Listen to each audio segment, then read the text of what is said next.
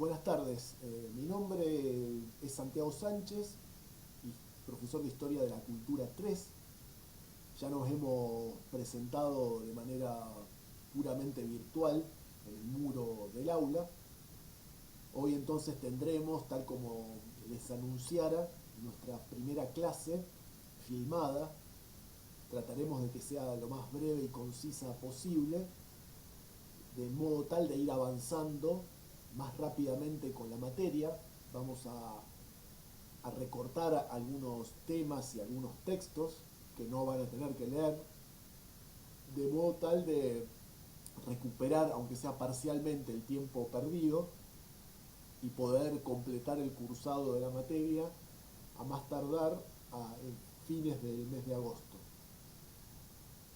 El primer tema que veremos es el Renacimiento.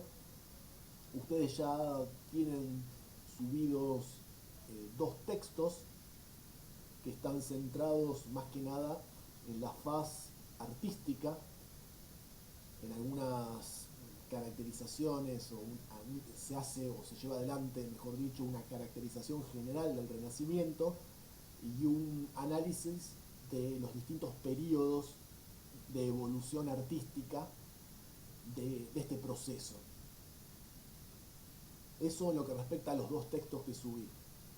Lo que voy a desarrollar ahora coincide en parte con lo que ustedes tienen ahí, pero a su vez procuraré brindarles una perspectiva más general y un encuadre histórico. La palabra renacimiento en sí misma, etimológicamente considerada, conlleva una poderosa evocación, por así decirlo, a la posibilidad de un resurgir, de un volver a nacer, y la idea de esta, que es muy fuerte en el Renacimiento, como fuerza motriz del mismo, de la existencia de un periodo lejano en el tiempo, un periodo glorioso, que sería el de la antigüedad griega y romana, del cual los renacentistas al cual los renacentistas quieren volver tras haber pasado y padecido supuestamente un largo periodo de 1000 años de duración llamado Edad Media, un periodo tildado de oscuro y de retardatario. Ahora veremos que no es tan así, si lo consideramos en términos más objetivamente históricos. Hacia los siglos XIV y XV se da o surge el Renacimiento en todo su esplendor. Pero en verdad el Renacimiento es un proceso que no tiene un inicio preciso, cronológicamente hablando. En verdad hubo varios renacimientos o varios antecedentes del Renacimiento, comenzando por el año 800 de la era cristiana, en plena Edad Media, con el emperador Carlomagno, en lo que hoy es Francia y Alemania. Fue el primer renacentista avant la lettre, como dirían los franceses. Y hubo también momentos de cierto esplendor o de cierto despertar del pensamiento y de las artes, que de alguna manera preanunciaron ese renacimiento más conocido y más esplendoroso a partir de los siglos XV y XVI, sobre todo.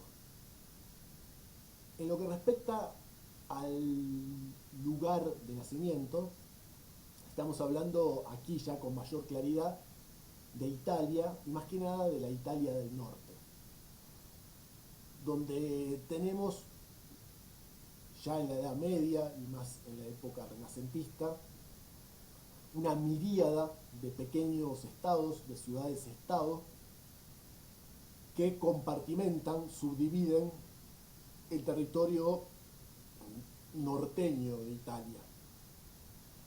Son ciudades-estado que de alguna manera evocan el modo de organización política de las antiguas polis griegas y de la Roma republicana, que se construye esta última en torno a la ciudad de Roma y a sus territorios adyacentes. Esta idea de una municipalidad, de una ciudad pequeña, con un área de influencia territorial también reducida, esta ciudad-estado con pocos habitantes, poco territorio, donde todos se conocen y donde la organización política es de tipo republicano, democrático, es un modelo ideal, que los renacentistas italianos toman también emulándolo, tratando de emularlo y comparándolo con su propia organización política.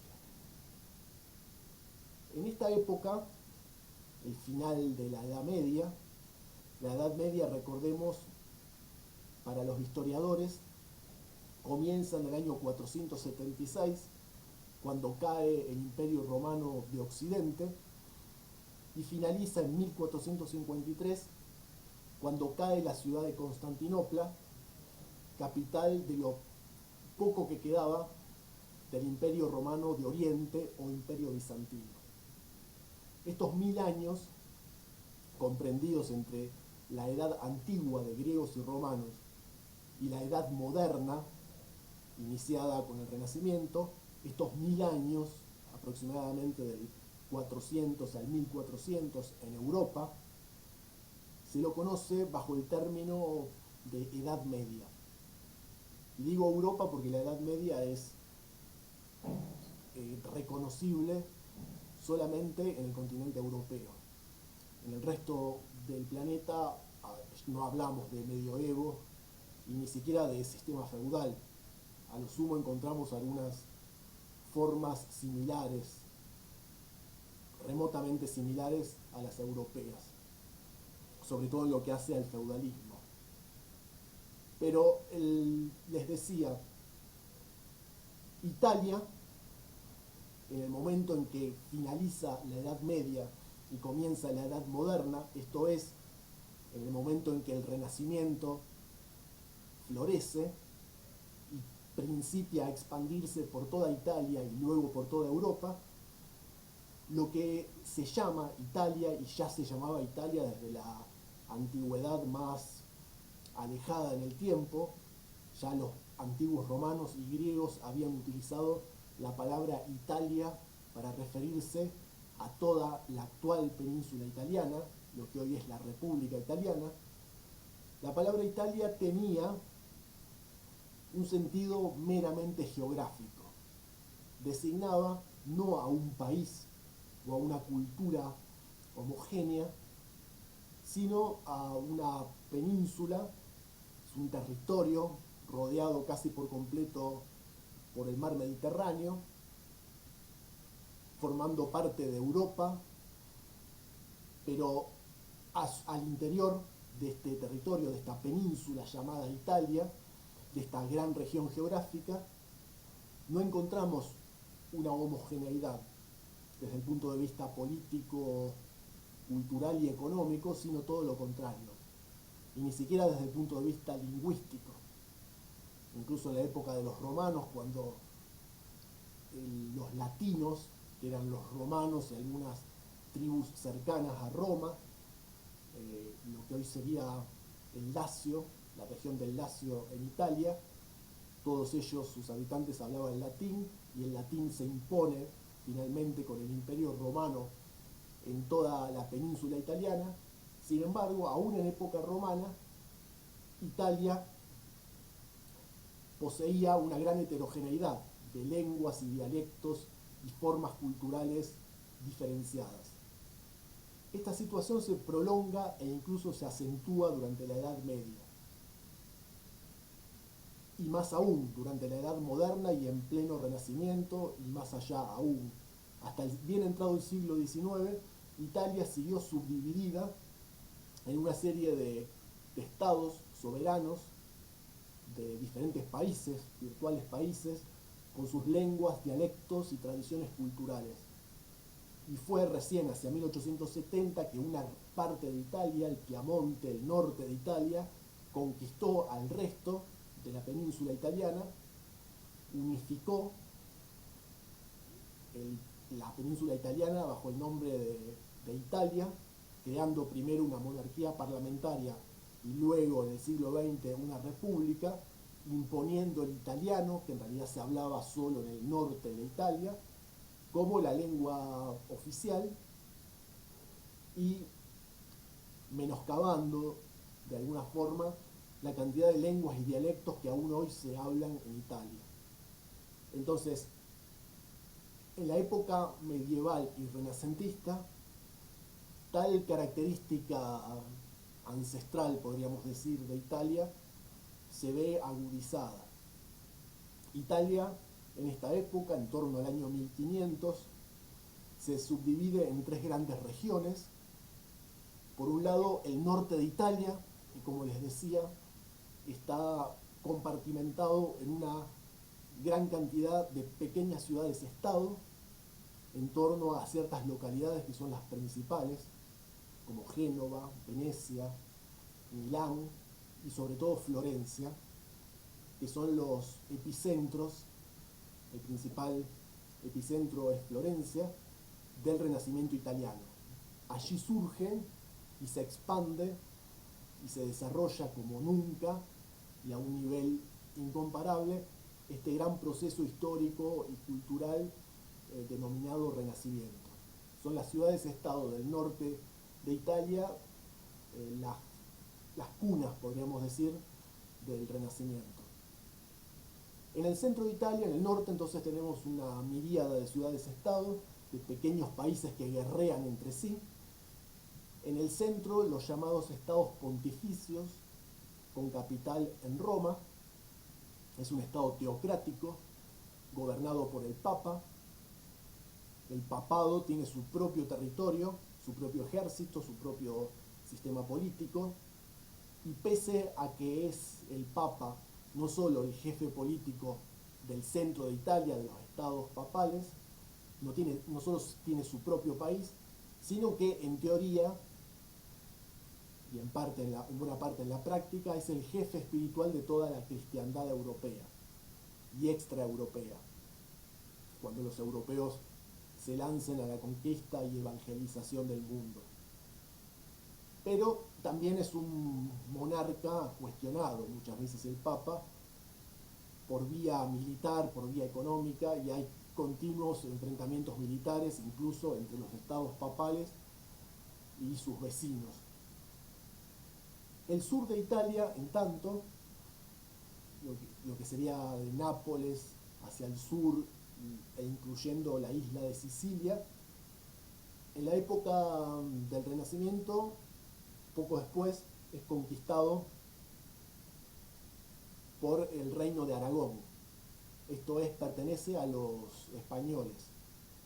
Luego se va a separar, pero va a haber una monarquía, primero de origen español, luego de origen francés, cuando los Borbones pasen a reinar en España, en Francia y en Italia. Se va a formar un reino, que es el reino de Nápoles, que comprende el sur de Italia y la isla de Sicilia. Entonces son estas tres partes las que encontramos en Italia en la época de 1500, un poco antes, un poco después. Ya en esta época los italianos están atentos a los cambios en su sociedad y son conscientes de que algo se está transfigurando. Están plenamente convencidos de que hay una etapa oscura, el medioevo, que en realidad no fue tan oscura como ellos creían, porque tuvo sus momentos de esplendor y de luminosidad, que esa época ya estaba quedando atrás, estaba siendo superada, y que había que resucitar esa antigua y gloriosa cultura griega y romana, cuyos vestigios estaban por doquier en Europa, pero sobre todo en Italia. Las ruinas romanas dominan el paisaje rural y urbano de Italia, y permanentemente lo que no es o no está visible en la superficie, de manera accidental o deliberada, es desenterrada. Se excava y se descubre o se redescubren restos arqueológicos, vestigios arquitectónicos, piezas materiales, culturales, estatuas que se conservan íntegras o fragmentarias y que permiten reconstruir y admirar esa cultura perdida que ahora se va a imitar y se va a procurar resucitar.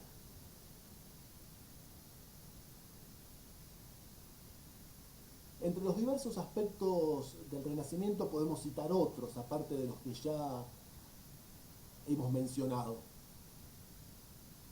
Por caso, el descubrimiento y la expansión del mundo conocido.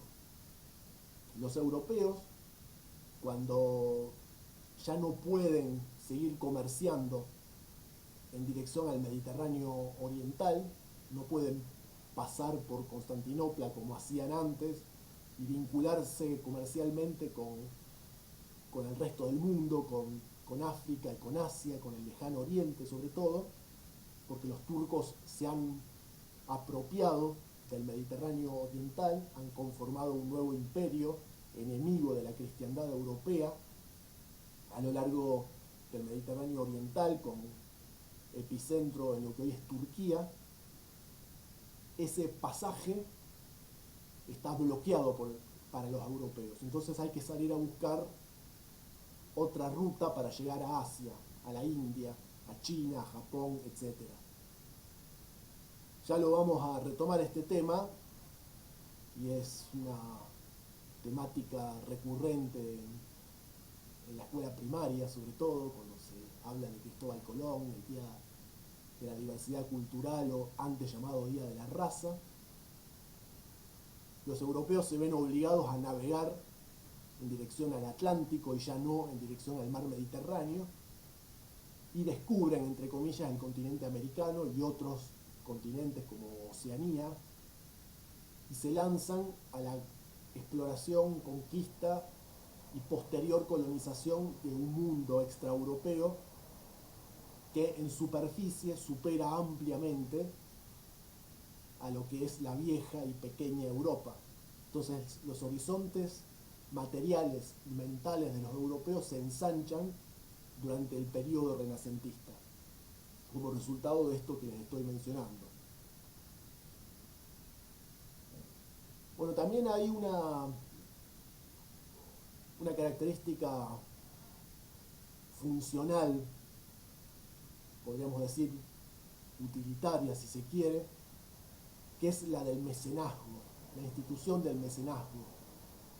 El mecenas es el hombre rico que a veces, o con bastante frecuencia, es también un hombre de Estado, un político, un dirigente, un príncipe, que se ocupa de financiar a los intelectuales y a los artistas. La figura del mecenas va a ser fundamental en el Renacimiento para, alentado a su vez por un desarrollo material, un desarrollo económico, una prosperidad inédita en la historia europea. Hay más dinero, hay más riquezas, hay una tecnología que se va superando también, y esto posibilita la aparición de estos personajes, estos ricos, cultos, que financian a los artistas y a los intelectuales. El Estado en sí mismo, como promotor de la cultura de manera institucional, no existe, o existe muy embrionariamente. No tenemos un Ministerio de Cultura en esta época, por ejemplo, pero sí a estos mecenas que son cruciales a la hora de ayudar a quienes tienen que crear.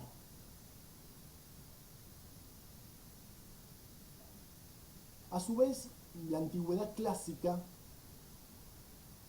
es la herencia cultural común a toda Europa, no solo a la Europa latina, sino también a la Europa germánica. Más allá de la cristiandad, en esta época no hay todavía iglesias protestantes, sino que el cristianismo es la iglesia católica unificada, reinando en todo el continente europeo, y cuyo jefe espiritual es el Papa de Roma. Entonces esto es fundamental, como sobre todo en la Edad Media, como cimiento, como basamento, como denominador común de todos los europeos. La religión cristiana juega un rol trascendente, en todo el sentido del término trascendente. A esto se agrega en el Renacimiento, que sigue siendo profundamente cristiano, más allá de que el centro del universo deja de ser Dios y pasa a ser el hombre, el ser humano. Sin embargo, el ser humano sigue siendo una creación divina, la manifestación más plena de Dios en la tierra, y el vehículo para que la gloria divina, la gloria del cristianismo, se materialice en esta tierra. Entonces la religiosidad y el cristianismo van a seguir siendo fundacionales en la Europa del Renacimiento. Pero al mismo tiempo la herencia cultural clásica se va a realzar y va a ser común a toda la Europa occidental, al igual que al cristianismo.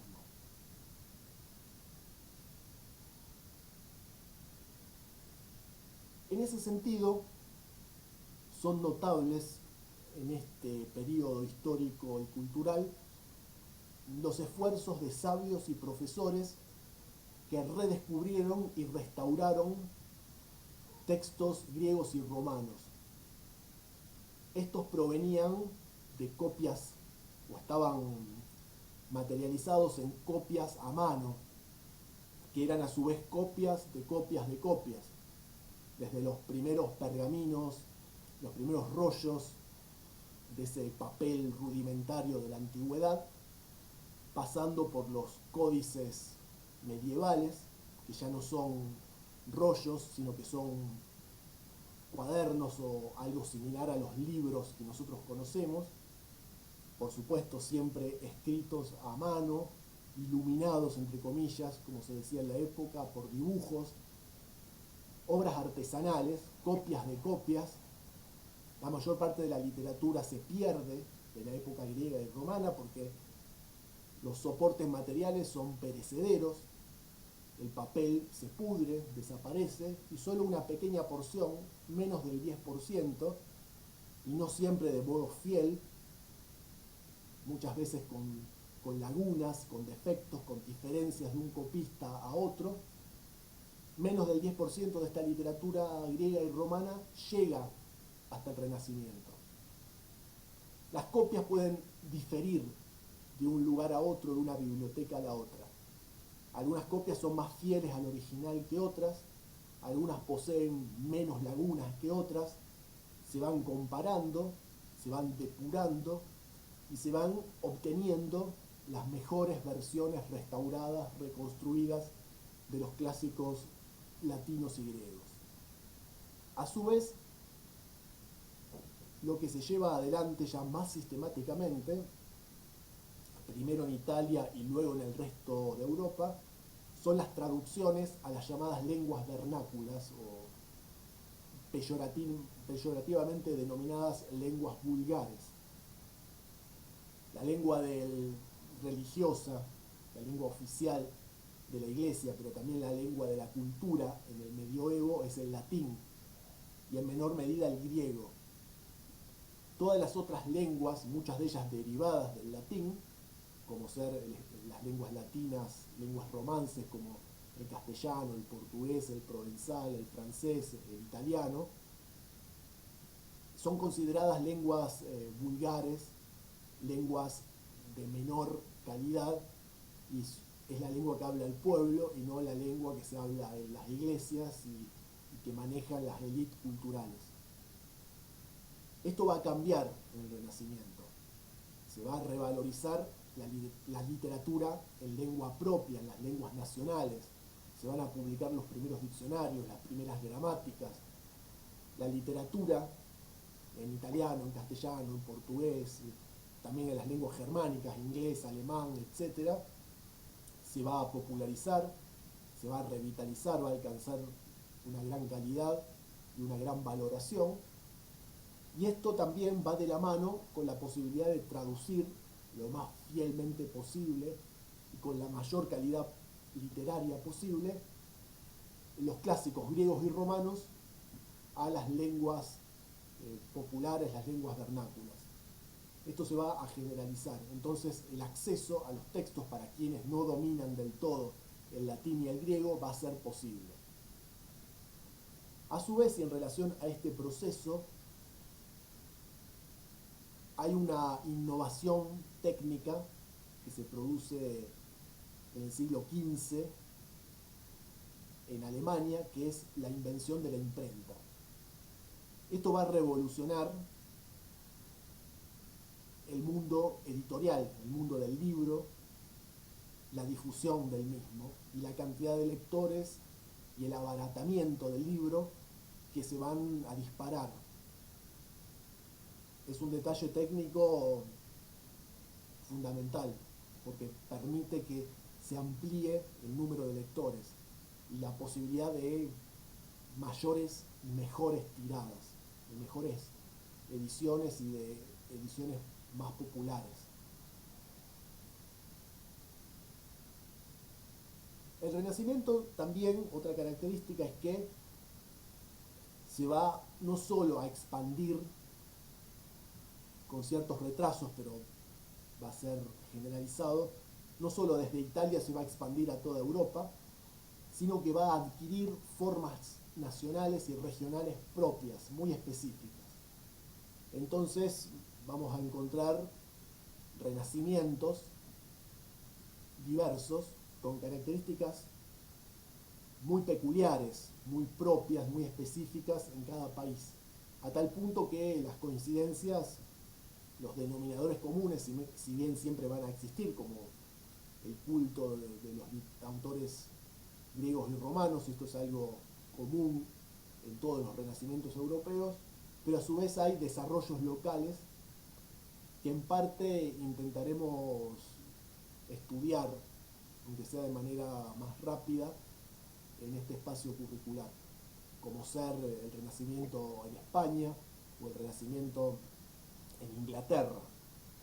En Inglaterra tenemos una figura teatral gloriosa, un gigante que es William Shakespeare, uno de los cultores y de los más destacados autores renacentistas ingleses, donde se observa una particularidad típicamente inglesa que por razones obvias no vamos a encontrar en otras partes de Europa y del mundo.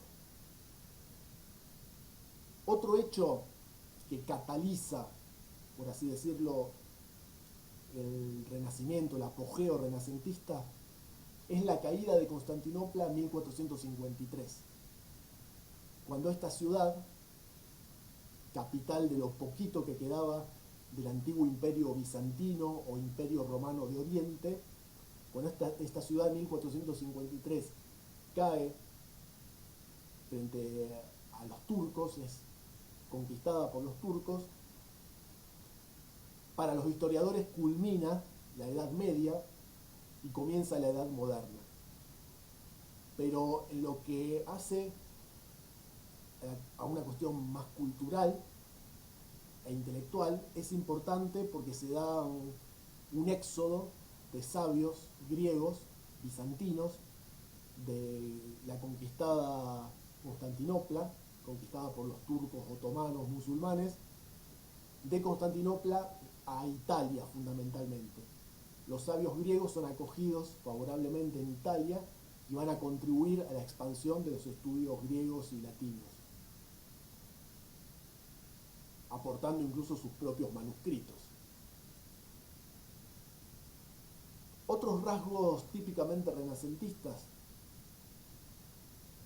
en parte los hemos mencionado: la generalización del estudio, la proliferación de centros educativos, de escuelas y de universidades que van a acoger a estos sabios y artistas para que expandan sus conocimientos, la interacción de ideas paganas y cristianas, es un rasgo importante sobre el cual volveremos, una fe redescubierta, por así decirlo, en la dignidad del hombre, el ser humano como centro del universo, como máxima creación y vehículo de la obra divina en la tierra, la pintura de la naturaleza circundante, es decir, reproducir las formas de la naturaleza, reproducir y mejorar incluso las formas arquitectónicas y artísticas de la antigüedad griega y romana.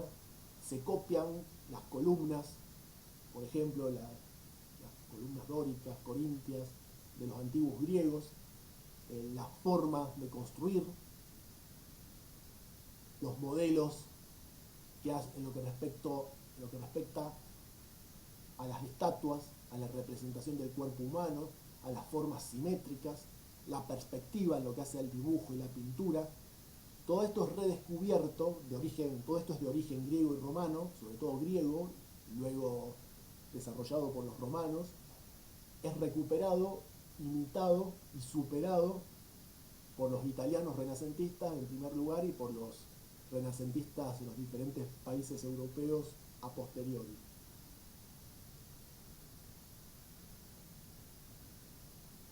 La palabra renacimiento, esto como curiosidad, no se utilizó siempre para hablar de este periodo histórico y cultural. La palabra renacimiento fue empleada por primera vez para hablar de este periodo en el año 1829 por un novelista francés, Honoré de Balzac,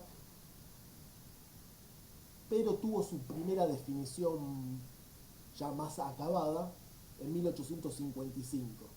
Es otro francés el que define con mayor especificidad el término renacimiento.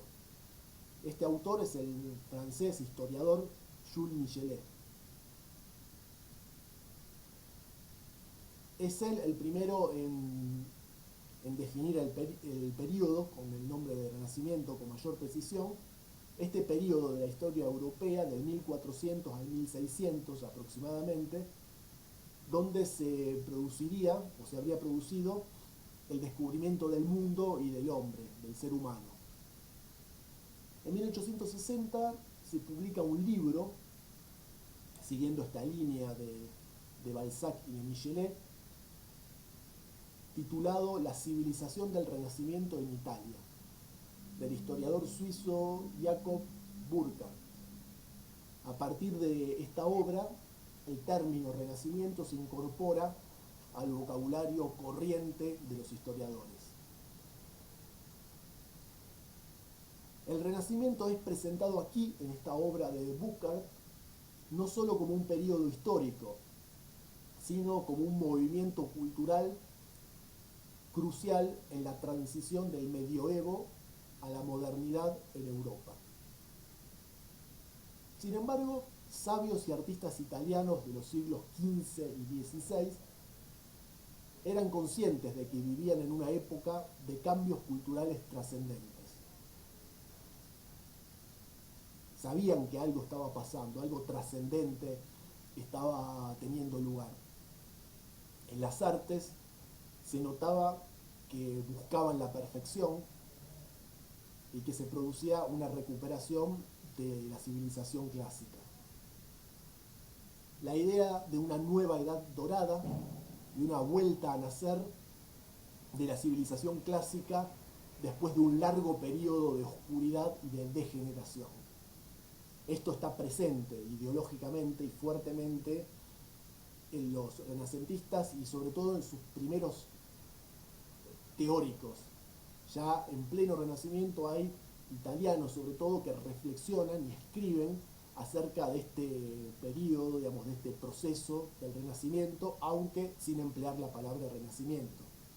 El término y el concepto Renacimiento aún no existían, pero sí una percepción más o menos precisa, más o menos vaga, de este proceso que luego sería bautizado con el nombre de Renacimiento en el siglo XIX.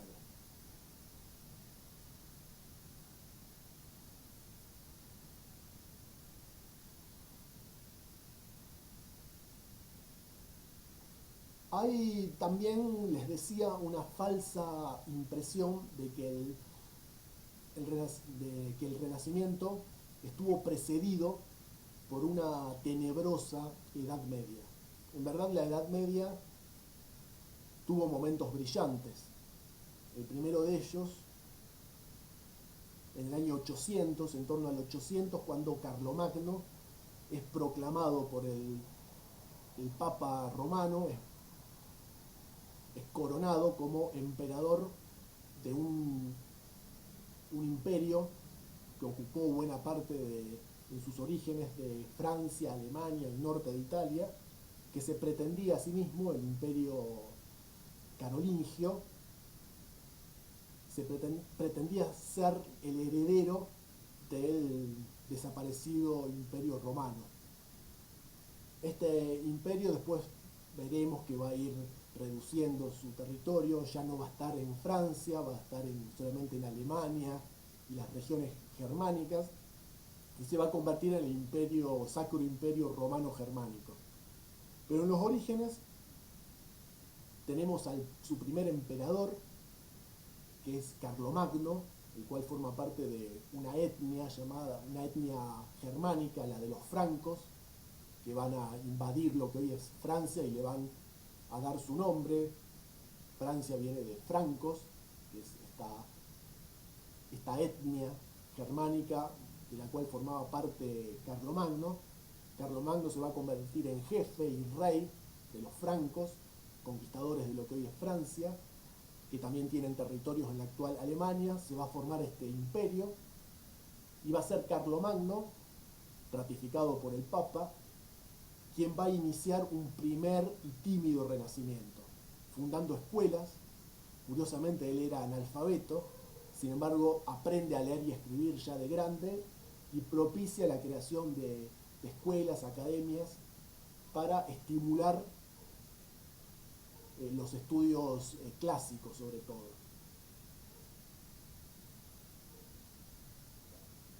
Las cruzadas, que son estas expediciones militares típicamente medievales, para intentar recuperar Tierra Santa, lo que había sido el lugar de nacimiento de Jesús, que estaba bajo dominación otomana, islámica.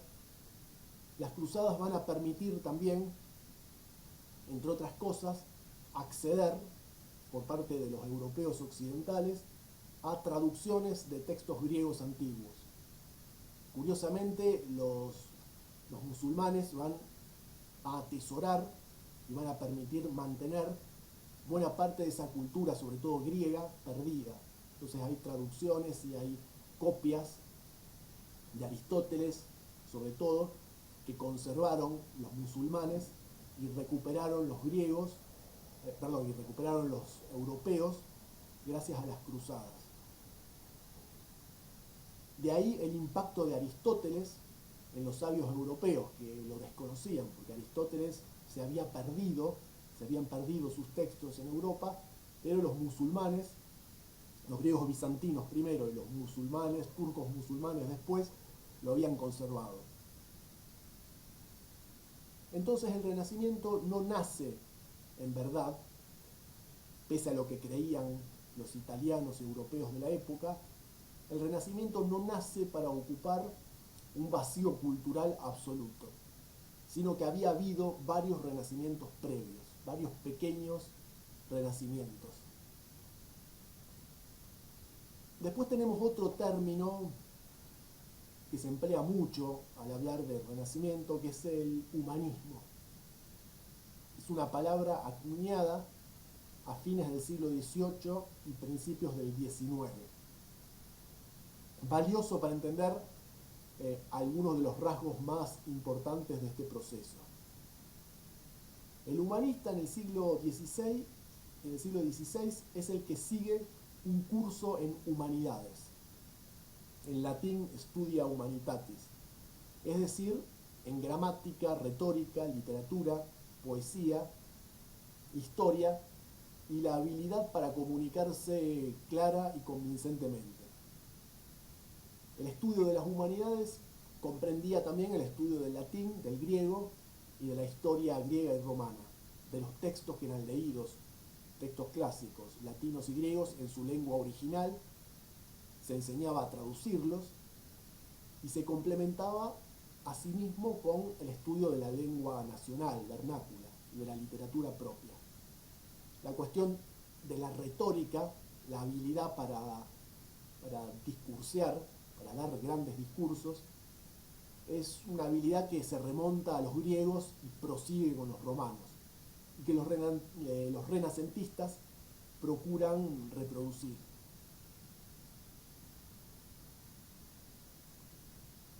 Entonces se leía a autores tales como Tito Livio, Horacio, Cicerón, Terencio, Plauto.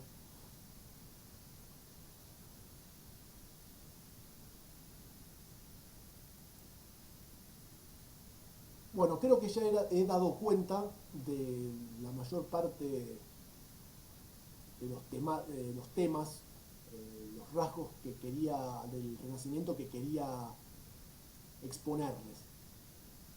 En las próximas clases seguiremos viendo este tema, ampliando algunas cuestiones e iremos ajustando, como les decía al principio, el dictado de los temas, el recorte de algunos de ellos y de algunos textos. Avanzaremos ya e iremos decidiendo sobre la marcha, ¿no? Teniendo en cuenta este panorama tan incierto.